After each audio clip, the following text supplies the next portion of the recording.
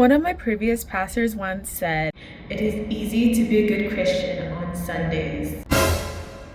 So how can we be a good Christian on days that are not Sundays? Here are things that I do that help me in my relationship with God. This is my routine. It may not work for everyone, and it shouldn't, because that is personal to you and God. At the start of the day, I read my Bible.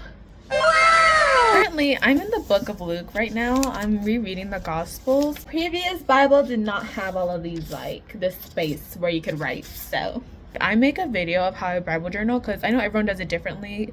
And it can be hard if you're like just starting to like grow in your relationship with God. So let me know. So I'm in Luke chapter 23, verse 34 to 38, where Jesus is crucified. While everyone is obviously mocking him, Jesus said, "Father, forgive them, for they do not know what they are doing." And they divided up his clothes by casting lots.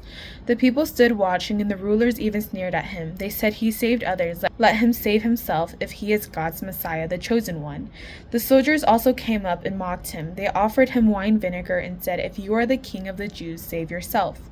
There was a written notice above him which read, "This is the King of the Jews." Using Enduring Word as a commentary to kind of help me guide what I'm reading, and this was gold. In the first verse, we can see that Jesus is praying over his enemies, saying, "Father, forgive them, for they do not know what they are doing." Jesus still tried to present them to the Father in the best light possible. It also just says a lot about God's character and something I'm still a work in progress for. This is what really stuck with me. When they said to Jesus for him to save himself if he is the King of the Jews, prove his authority by saving himself. But it was precisely because he did not save himself that he was able to save others. AKA you and me. For me, it works best for me when I actually schedule a time to read my Bible. That may not work for everyone else, and that is okay. That is okay. If you guys are curious about my Bible, that's where I got it. Zondervan. NIV. Journaling Bible.